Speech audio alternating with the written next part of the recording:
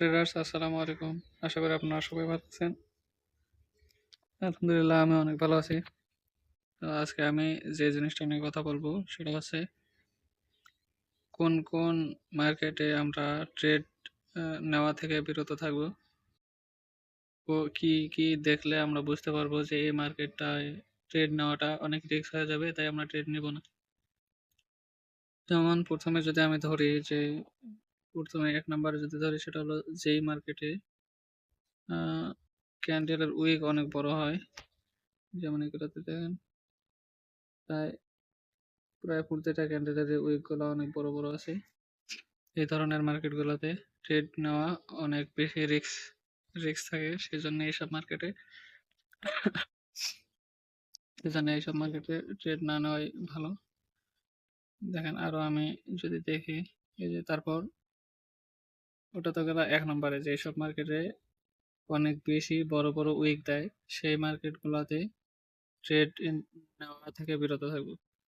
তারপর যেখানে এরকম দেখা যাবে যে এরকম ছোট ছোট অনেকগুলো ক্যান্ডেল দিচ্ছে মার্কেটের ভিতরে, সেই ছোট ছোট ক্যান্ডেল এইসব ক্যান্ডেলে ট্রেড এন্ট্রি নেওয়া থেকে বিরত থাকবো। এগুলাতেও লস হওয়ার চান্স অনেক বেশি থাকে, তাই জন্য আমরা এইসব মার্কেটে ট্রেড নিব না। এটা হলো 2 নাম্বার। আর 3 নাম্বারে হচ্ছে high volatility market. High volatility কেমন? দাঁড়ান আমি একটু খুঁজে দেখি, যদি পাই তাহলে আপনাদের দেখাবো। এই যে এরকম ছোট ছোট ক্যান্ডেলের মার্কেটে কিন্তু, এগুলো যেমন ছোট ছোট ক্যান্ডেল, এসব মার্কেটে কিন্তু ট্রেড নেওয়া যাবে না। এগুলোতে রিস্ক অনেক বেশি থাকে।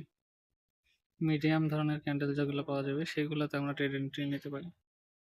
যেমন এগুলোতে ট্রেড নেওয়া যায়, ট্রেন্ড আইডেন্টিফাই করে ট্রেড নেওয়া যায়। হুম।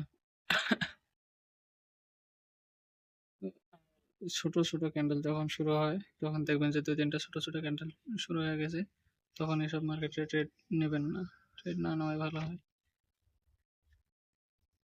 আর আচ্ছা এটা তো গেল 2টা কথা বলছি।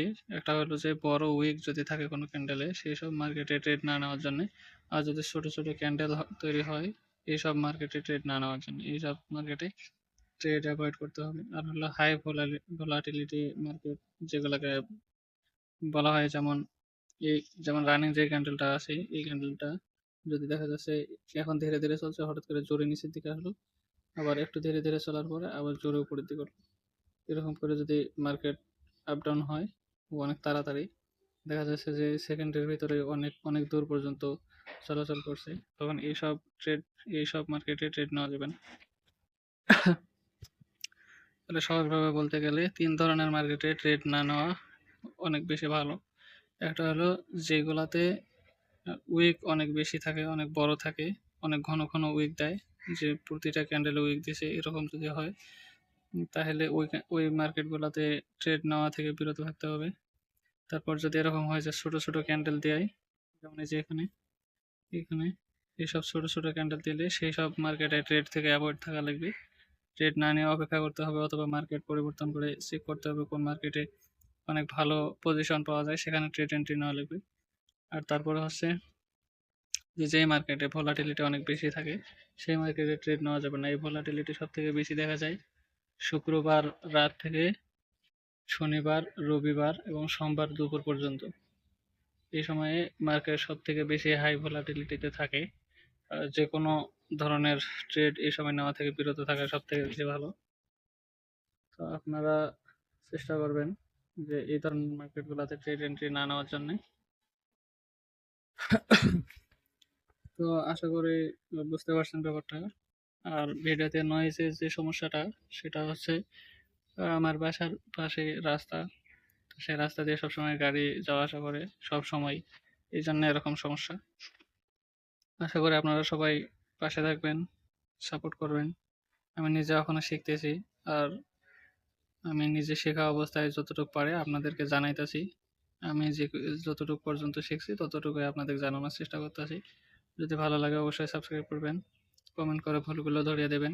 ভালো মন্দ সমালোচনা প্রশংসা এসব চলতেই থাকবে। এসব যদি না হয় তাহলে মানুষ শিখবে কিভাবে? তো ভালো থাকবেন সবাই। আসসালামু আলাইকুম।